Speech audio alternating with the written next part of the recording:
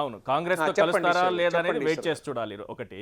రెండోది చంద్రబాబు పిలుపు మేరకు పవన్ కళ్యాణ్ కూడా స్పందించి ఒకవేళ కేంద్రంపై పోరాటమే ఆయన అడుగుతున్నది కూడా కేంద్రంపై పోరాటానికి కలిసి అవ్వాలంటున్నారు కాబట్టి పవన్ కళ్యాణ్ కూడా అందులో కలిస్తే అప్పుడు రాజకీయ సినారియో ఏ రకంగా మారే అవకాశం ఉంటుంది. అది జగన్ పైన వైసీపీ పైన ఏమైనా ప్రభావం చూపిస్తుందా? ఏ రకంగా ఉంటుంది?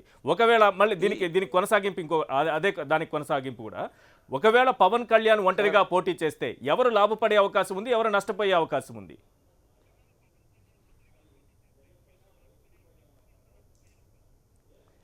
ఈశ్వర్ గారు, మీరు అడిగిన ప్రశ్నలన్నీ మీకు సమాధానం తెలిసి ప్రజల కోసం చెప్పించడానికి నాతో అడుగుతున్నారని అనుకుంటున్నాను.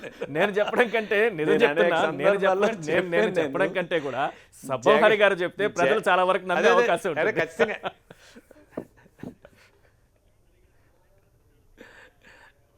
జగన్ పవన్ కలిస్తే ఖచ్చితంగా చంద్రబాబు నాయుడు గారు గెలుపు అంత ఈజీ కాదని నేను న్యూఢిల్లీలో మీట్ ద ప్రెస్లో చెప్పాను, ఇప్పుడు చెప్తున్నాను. అట్లాగే పవన్ కళ్యాణ్ జగన్ మీరు అన్నట్టు నేనైతే చంద్రబాబు నాయుడు గారితో పవన్ కళ్యాణ్ కలిసి వెళ్తారనేది ఇంకా నేను నమ్మను. కానీ ఒకవేళ అది జరిగితే, ఇది ఊహాజనితమైంది, ఒకవేళ జరిగితే ఖచ్చితంగా జగన్ ముఖ్యమంత్రి కాడు, ముఖ్యమంత్రి కాడు. అట్లాగే పవన్ కళ్యాణ్ కానీ ఇండిపెండెంట్గా 175 సీట్లు కంటెస్ట్ చేశారనుకోండి, అది 1% అయినా తెలుగుదేశంకి అడ్వాంటేజ్ అవుతుంది తప్పించి జగన్మోహన్ రెడ్డికి అడ్వాంటేజ్ కాదని మాత్రం నేను చెప్పగలను. It's my analysis. Pawan Kalyan విడిగా కంటెస్ట్ చేస్తే ఖచ్చితంగా చంద్రబాబు నాయుడు గారికి 1% అయినా గెలుపుకి ఉపయోగపడుతుంది.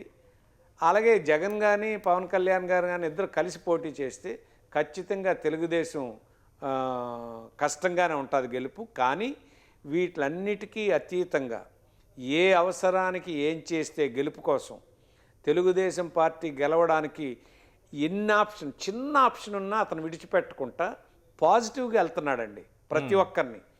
ఆవగింజ అంతున్నా ఇతను మనకు ఉపయోగం అనుకుంటే అతను కలడం, అతను పార్టీలోకి తెచ్చుకోవడం, ఆ ఒక్క దగ్గర జగన్ ఖచ్చితంగా మిస్ అవుతున్నాడు. చాలామంది ఇప్పుడు చూడండి, 4 సంవత్సరాల్లో జగన్మోహన్ రెడ్డి కోసం ప్రాణాలు పెట్టి మాట్లాడినటువంటి అనేక మంది ఎమ్మెల్యేలు, ప్రస్తుత ఎమ్మెల్యేలు, మాజీ ఎమ్మెల్యేలు ఎందుకనో ఈరోజు వైఎస్ఆర్సీపీకి దూరంగా కనిపిస్తున్నారు. అందరూ వాళ్ళ పేర్లు చెప్పనాలు బాధపడచ్చు, మీరు అబ్జర్వ్ చేయండి.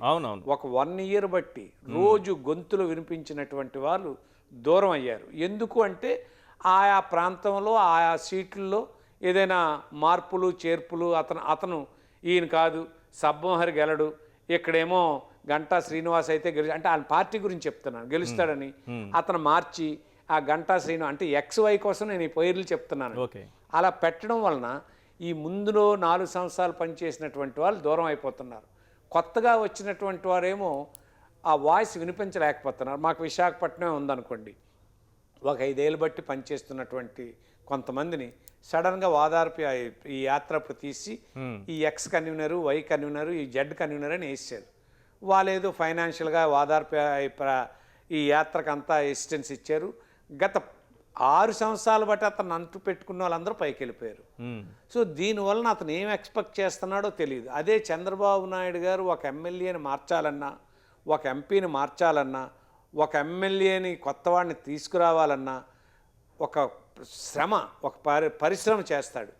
ఇక్కడ కాపులు ఎంతమంది, ఇక్కడ వెలములు ఎంతమంది, ఇక్కడ యాదవులు ఎంతమంది, ఇక్కడ ఎస్సీస్ ఎంతమంది, ఇక్కడ ఎస్టీలు ఎంతమంది, ఈ జిల్లాలో అన్ని కులాలకి ప్రాతినిధ్యం ఇచ్చామని అతని ఎక్స్పీరియన్స్. అది ఎంతున్నా 1-2 సార్లు ఓటంపాలు అయ్యాడు ఆయన. ఎంత తెలివితేటలుగా ఇచ్చినా 2 సార్లు రాజశేఖర రెడ్డి టైంలో ఓడిపోయారు కదా ఆయన.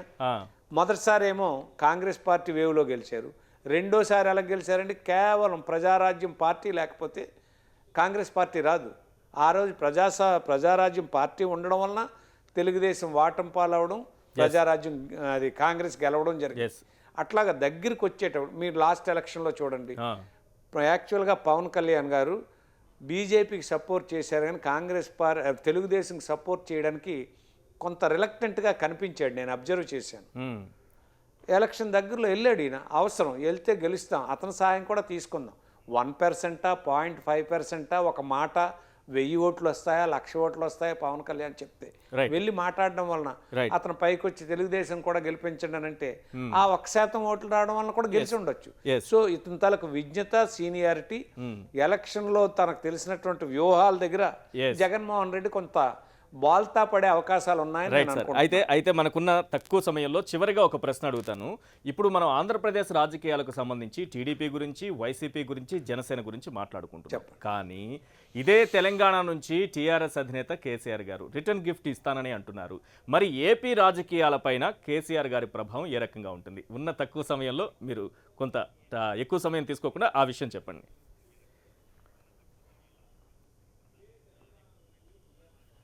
ఖచ్చితంగా దాని ప్రభావం కేసీఆర్ ఎవరికైతే సపోర్ట్ చేస్తారో ఆ పార్టీ ఆంధ్రప్రదేశ్లో ఓటం పాలవుతుందండి. గెలిచే అవకాశం ఉన్నా పోతుంది కేసీఆర్ సపోర్ట్ తీసుకుంటే.